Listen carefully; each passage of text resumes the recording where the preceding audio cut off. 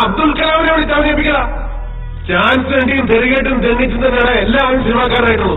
അല്ലാതെ നീയൊക്കെ വീട്ടിൽ ചെന്ന് ഏത് നടനാണ് നടനാക്കിയത്? തിന്ന് എല്ലിന്റെ കയറിയപ്പോ നിനക്കൊക്കെ ചാൻസ് വെച്ച് വരുന്നവരോട് പോയി. ഞാൻ ഈ ഊത്തവരിലേക്ക് ഞാനെന്റെ പൂഞ്ഞാണി ചെയ്തു.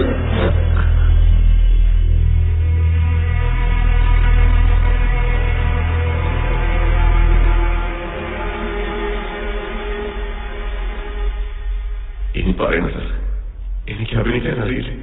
ഞാൻ നന്നായിട്ട് അഭിനയിച്ചില്ലേ? നിങ്ങളിപ്പോ പേടിച്ചില്ലേ? ഇല്ലേ? വീട്ടുകാരോടും നാട്ടുകാരോടും ഒരുപാട് നുണ പറഞ്ഞിട്ടാ സാർ ഞാൻ അറിയിപ്പിച്ചു. ഞാൻ ചെയ്യുന്നതൊക്കെ ശരിയാണോ എന്ന് എനിക്കറിയില്ല. അറിയാവുന്ന പോലെയുള്ള ആ കാര്യങ്ങൾ ചെയ്യാൻ പറ്റും. പറ്റുന്നതിന്റെ പരമാവധി ഞാൻ ചെയ്തു. എന്റെ കഴിവ് തെളിയിക്കാൻ ഇതിൽ കൂടെ ഞാൻ എന്താ സാർ ചെയ്യേണ്ടത്? എന്തെങ്കിലും വായിക്കാൻ തിരിച്ചു പോകാൻ പറ്റില്ല സാർ. അടുത്ത സിനിമയിലേക്ക് എനിക്കൊരു ചാൻസ് തരണം സാർ. Please sir.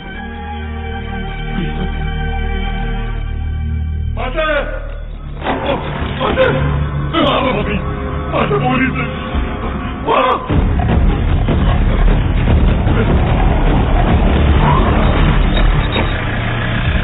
കേരള പന്നികളാ ഗാഡി പോകല.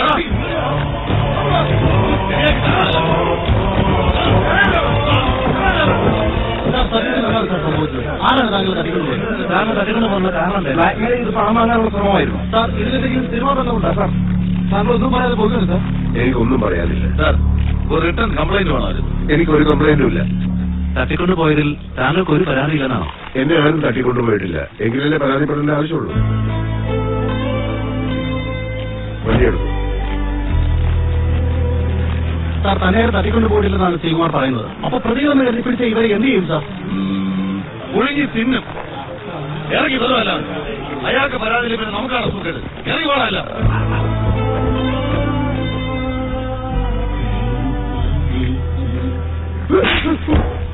നിന്റെയൊക്കെ ഇളിയ മാറ്റി തരാണ്.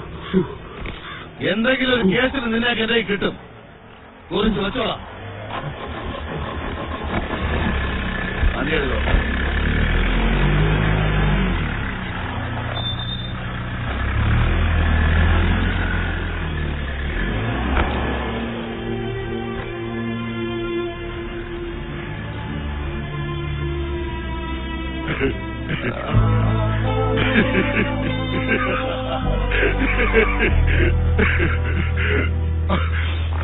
ഇതാ ഞങ്ങളുടെ പ്ലാൻ. ഇത്രേ ഉള്ളൂ ഞങ്ങളുടെ ബുദ്ധി. ചീറ്റി പൊന്നാറൊഴുകി പോയി.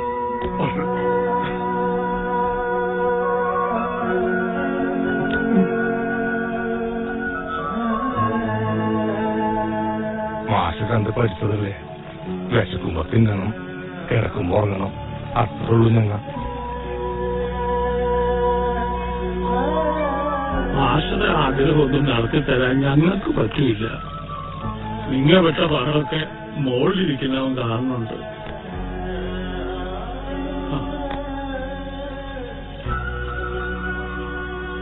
മാഷൊരിക്ക് വലിയ അളവ് അടിച്ചുകൂറാണ്.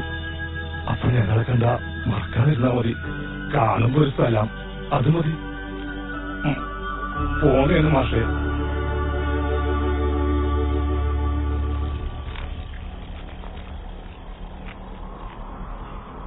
കഥപോലൊരു കനവിനെഴുതുമ്പോ കടലോളവുമാ ജഗതന്നാരോ കലിയാമൊരു ജീവിതത്തിൻ വലിയേതോ നിരനായകനും ദേശമാടിയൊരു മോഹം നെഞ്ചിൽ വേദി തേടി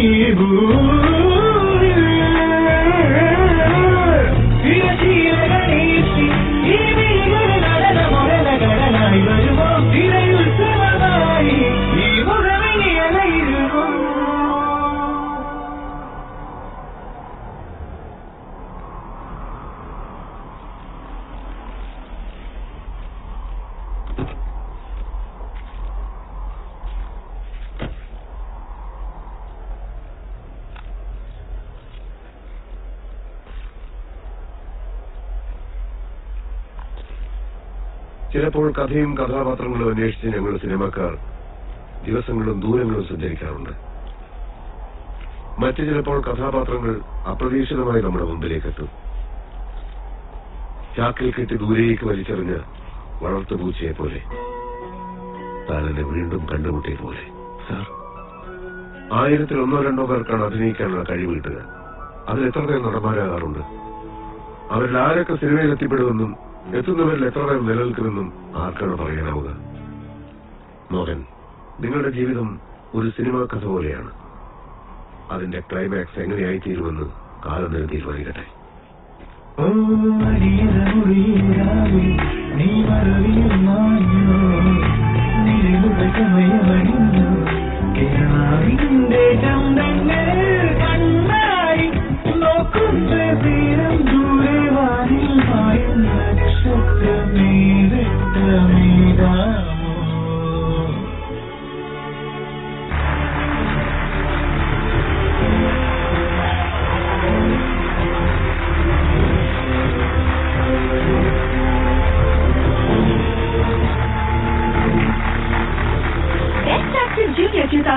ഫൈനലിലേക്ക് ഒരിക്കൽ കൂടി സ്വാഗതം. ഈ മനോഹരമായ സന്ധ്യയിൽ മിന്നുന്ന പ്രകടനങ്ങൾ കാഴ്ചവെച്ചുകൊണ്ടിരിക്കുന്നത് ബെസ്റ്റ് ആക്ടർ ജൂനിയറിലെ മിന്നുന്ന താരങ്ങളാണ്.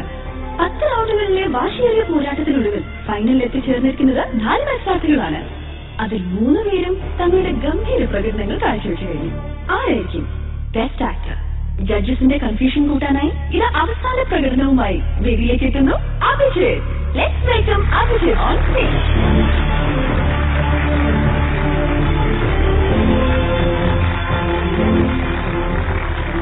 അഭിജിത്ത്, എന്തോ എന്താണ് ഇന്ന് അവതരിപ്പിക്കാൻ പോകുന്നത്? ഞാനിന്നിവിടെ അവതരിപ്പിക്കാൻ പോകുന്നത് സിനിമാ നടനാൻ മോഹിച്ച് നടക്കുന്ന ഒരാളുടെ ജീവിതത്തിലെ ചില രസകരമായ സംഭവങ്ങളാണ്. എല്ലാ തവണയും നമ്മളെ പൊട്ടിച്ചിരിപ്പിക്കാറുള്ള അഭിജിത്ത് ഇത്തവണയും വളരെ വ്യത്യസ്തമായ ഒരു വിഷയമായിട്ടാണ് വന്നിരിക്കുന്നത്. അഭി, ആരാണ് ഈ ഐഡിയ പറഞ്ഞത്? അത് പറഞ്ഞോളൂ. എനിക്ക് ഐഡിയ പറഞ്ഞത് എന്റെ അച്ഛനാണ്. ഇന്നെങ്കിലും അച്ഛൻ കൂടെ എത്തിയിട്ടുണ്ടോ? ഉണ്ട്. എവിടെ?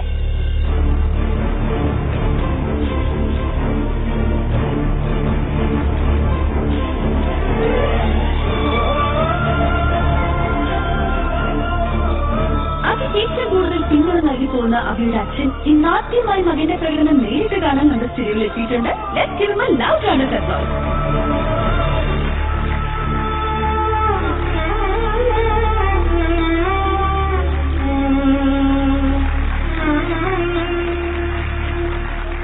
ഇനി നമുക്ക് നമ്മുടെ കണ്ണുകളും കാതുകളും അഭിജിത്തിന് നൽകാം.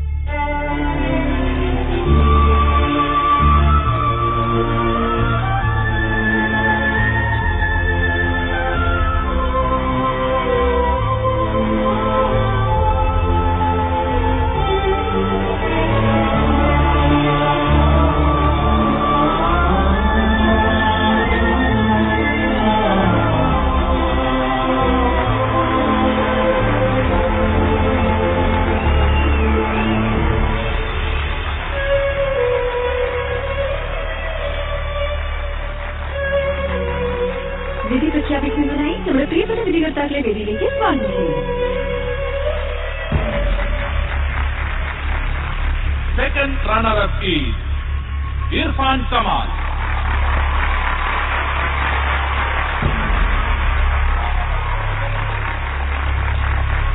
First runner-up, Sri Kuti.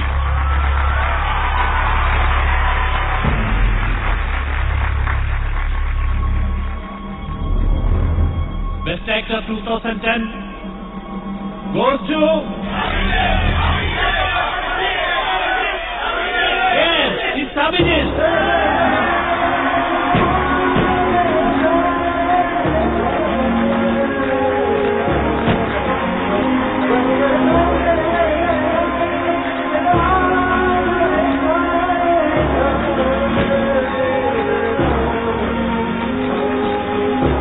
ഇപ്പൊ എന്താ അവർക്ക് എല്ലാവരോടും പറയാനുള്ളത്? അത് എനിക്ക് എന്റെ അച്ഛനെ ഒന്ന് സ്റ്റേജിലേക്ക് വിളിക്കണം. തീർച്ചയായും നമുക്ക് നിറഞ്ഞ മനസ്സിൽ തന്നെ അഭിയുടെ അച്ഛനെ വേദിയിലേക്ക് വിളിക്കാം. Sir, could you please come on stage?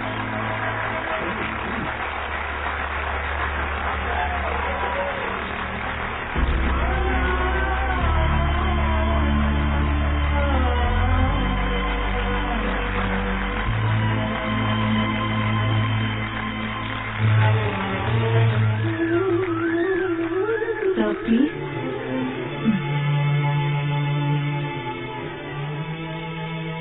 നമസ്കാരം.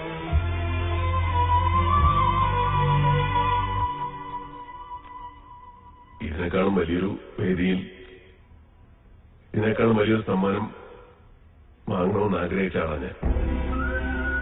ചെറുപ്പം മുതലേ ഒരു നടനാകണമെന്ന് ആഗ്രഹിച്ച ആളാണ് ഞാൻ ആഗ്രഹിച്ചൊന്നും നടന്നില്ലെന്ന് മാത്രമല്ല, എന്റെ കയ്യിലുണ്ടായിരുന്നതെല്ലാം പോയി. ഞാൻ ഇങ്ങനെയൊക്കെ ആയി കാണണമെന്ന് ആഗ്രഹിച്ചാലും ഇപ്പൊ എന്റെ കൂടെ ഇല്ല. ഇപ്പൊ എന്റെ മോന്റെ മെച്ചത്തിലാ ഞാനിവിടെ നിൽക്കുന്നത്.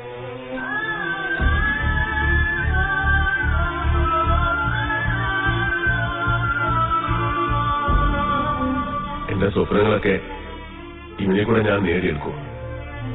അതിന്റെ തുടക്കമാ ഇവിടെ കിട്ടിയ അംഗീകാരം. എന്റെ മോന് വേണ്ടി പ്രാർത്ഥിച്ച, അവനെ ഒരുപാട് സ്നേഹിച്ച എല്ലാവർക്കും ഉണ്ടല്ലോ.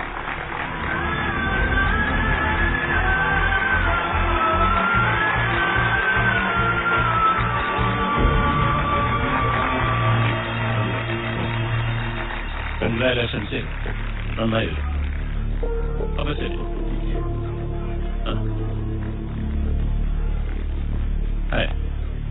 ഹലോ സാർ, യെസ്, ഒരു കാര്യം ചോദിക്കാനുണ്ടായിരുന്നു.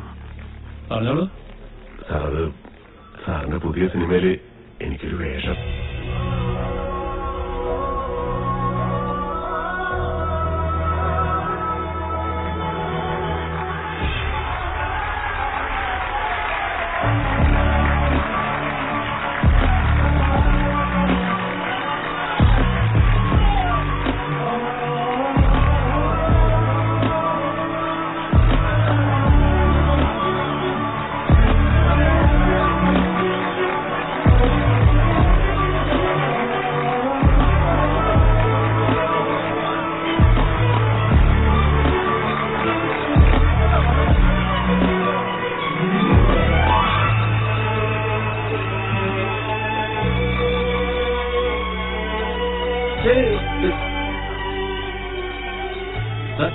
സൂപ്പറായിരുന്നു. നന്നായിട്ടുണ്ട് കേട്ടോ.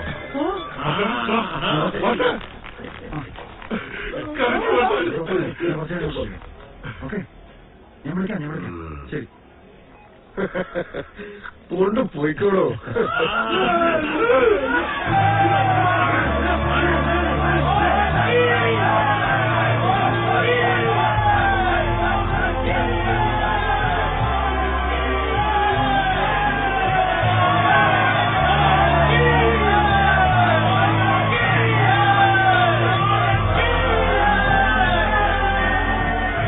നല്ലത് പോട്ടെ.